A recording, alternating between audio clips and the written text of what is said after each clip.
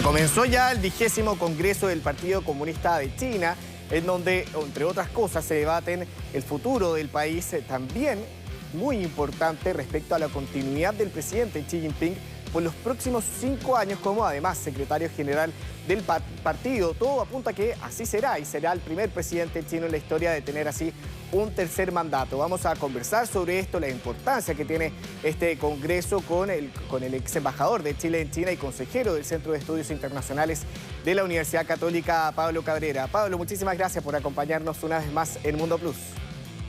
¿Qué tal, Pablo? Gracias por la invitación. Pablo, partamos por la importancia que tiene, a qué tenemos que estar atentos finalmente en este congreso, porque recién comenzó, todavía quedan varios días de actividades por delante, entre ellos lo que ya mencionaba, que ratifiquen finalmente a Xi Jinping como secretario general del partido. En primer lugar, es un congreso que va a conmemorar los 100 años del Partido Comunista. En China, el Partido Comunista es el centro del poder. Es un partido que tiene 100 millones de militantes. O sea, es una cruza en la columna vertebral de la institucionalidad y del gobierno, del Estado en China. Eso ya tiene una importancia en cuanto a la efeméride y en lo simbólico que significan estos 100 años. Por otro lado, lo que decías al inicio es la aprobación que supuestamente le darán al presidente Xi Jinping para gobernar al menos por un otro periodo, porque creo que lo que le van a extender no va a ser un plazo de 5 años, sino que va a ser sin fecha. Él ya entró en el pabellón de las personas de la historia de China a la altura de Mao Zedong en los tiempos modernos.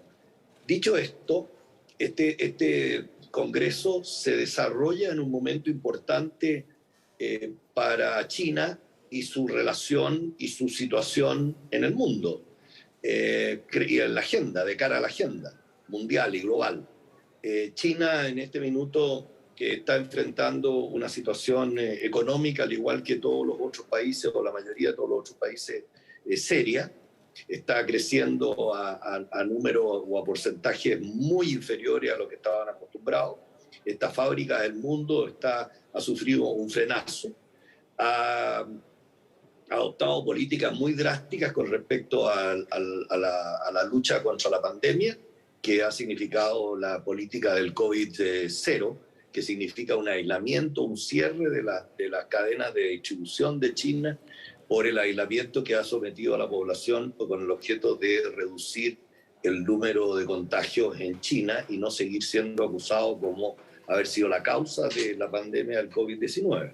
Claro. Por otro lado, tiene problemas estratégicos con Estados Unidos, importantes, no solo de cara a Taiwán, sino que ha tenido unas disputas económicos comerciales importantes que fueron increciendo y que se transformaron en una disputa estratégica que ha tenido también secuelas en lo que se refiere a la relación de China con la Unión Europea y también con países del Asia-Pacífico, donde también China tiene una posición destacada, ¿no?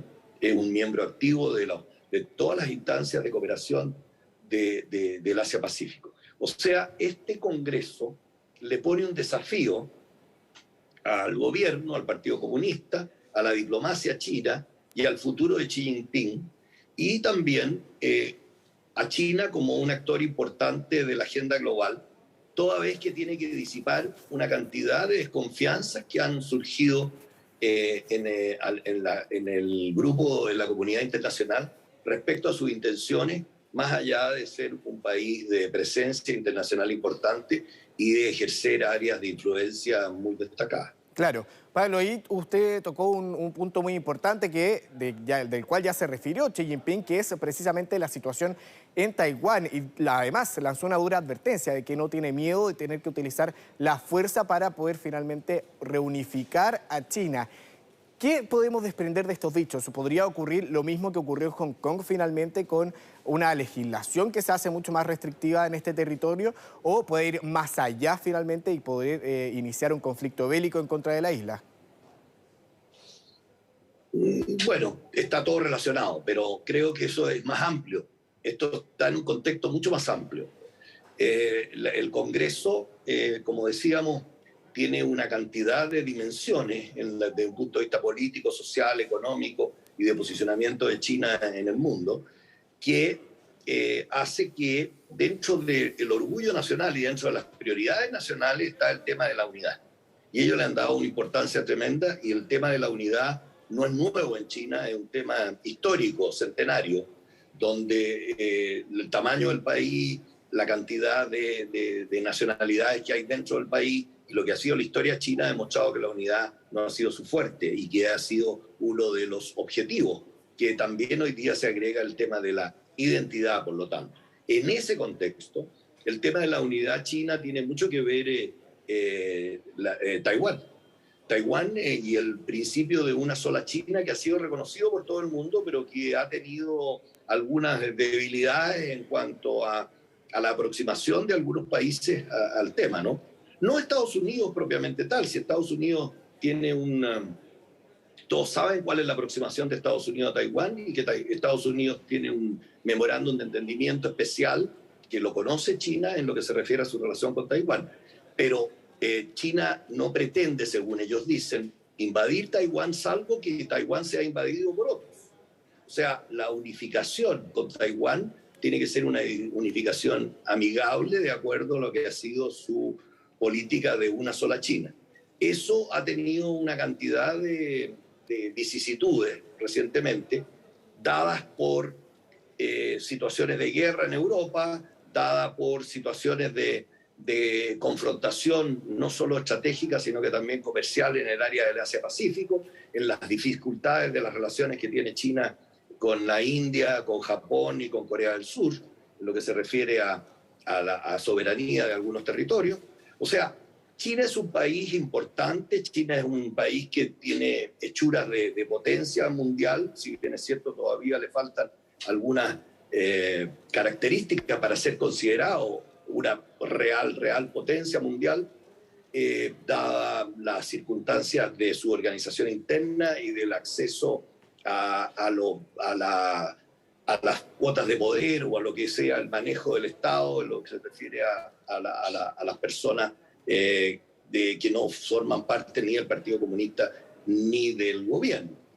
Pero creo, y algunas leyes relacionadas con la seguridad laboral o el acceso al trabajo y otra cantidad de situaciones importantes. Tiene también debilidades en cuanto a su participación en Hong Kong, donde la opinión pública internacional ha sido crítica, y por el otro lado, en el lado de Xinjiang, donde han habido acusaciones sobre supuestas violaciones de derechos humanos. O sea, este Congreso tiene que mostrar fortaleza, unidad, orgullo nacional para enfrentar estas situaciones y poner a una China más amistosa de cara a disipar estas aprehensiones que existen con respecto a su situación. Claro. Por eso, este Congreso tiene una importancia más allá de la efeméride propiamente tal, porque China ha desarrollado una estrategia o una iniciativa global de desarrollo y una iniciativa global de seguridad, donde también incorpora el tema que preocupa a todas las naciones del mundo, donde es muy importante por ser un país que contamina más que otro, que es el tema del cambio climático. O sea, se suman a los hechos puntuales de la China interna, que dicho sea, el mensaje de Xi Jinping ha sido dirigido principalmente al interno, más que al exterior, y por primera vez prioritario en materia, focalizado en la seguridad y no en la economía. Claro. Por eso el Taiwán tiene mucha importancia, no solo simbólica, sino que real en lo que se refiere a la aplicación de política y a la inspiración de su política exterior y de su diplomacia. Claro, Pablo, ahí usted mencionaba un punto importante respecto a lo que sucedió con el discurso de Xi Jinping, que era poder engrandecer las políticas que ha estado implementando. Una de ellas es la política de cero COVID que usted mencionaba. Uno se pregunta finalmente por qué engrandecer una política así cuando ya en los últimos confinamientos que hemos estado viendo en China, que han afectado a varias ciudades, de hecho, al menos 70 ciudades han estado bajo confinamiento durante los últimos meses. Por lo tanto, en muchas de ellas han habido explosión de manifestaciones. La gente gente se ha estado manifestando en contra de estos confinamientos, en contra finalmente de esta política. Él, muy por el contrario, decide engrandecerla, mostrarla al mundo y además continuar con ella. Uno se pregunta por qué decía hacer eso. Bueno, el tema es que el César tiene que serlo y no solo serlo, sino que también parecerlo. Creo que si China pretende tener una participación importante y una influencia en la agenda global, tiene que tener conductas acordes con lo que está promoviendo. Y obviamente que salió muy salpicada negativamente en lo que se refiere al nacimiento y a la propagación de la pandemia en el mundo. Y yo creo que hoy día ha tenido que sacrificar algunas situaciones con miras a la imagen de China que se pretende desarrollar a partir de este Congreso, con todos los desafíos que yo le puse y le detallé Claro. y le relaté. Creo que en ese sentido, el tema de la pandemia hay que tener en cuenta que no hemos salido de la pandemia. La pandemia, salir de la pandemia así rápidamente, puede ser pan para hoy y hambre para mañana. Entonces, lo que está buscando China en este momento es estabilidad. Estabilidad a desafíos importantes. Acuérdese que otro de los temas que están en la mesa es el tema de la corrupción. Claro. Y el tema de la corrupción desde que Xi Jinping, el actual presidente, subió al poder, ha sido uno de sus caballitos de batalla, ¿no? Ha sido la escuela realista la que está gobernando y no la confusionista, podríamos decir, para el telespectador, ¿no? La teoría confusionista es buscar el consentimiento, la línea del medio siempre, y la línea legalista, que son escuelas tradicionales en la política, en la historia china.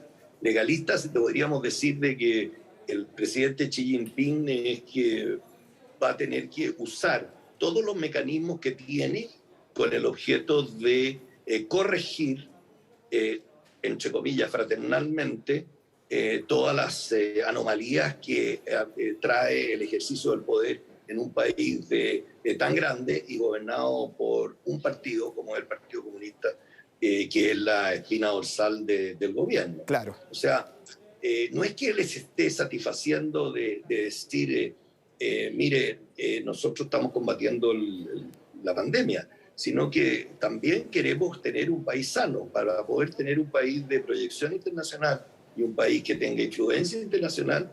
Tiene que tener una imagen intachable. Claro. Y tiene muchas debilidades.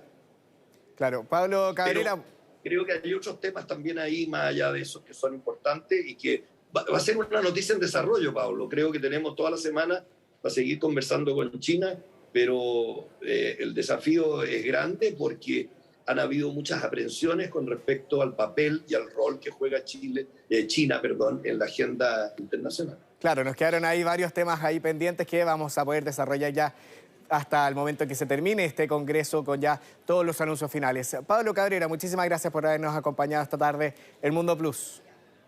Gracias, Pablo, encantado.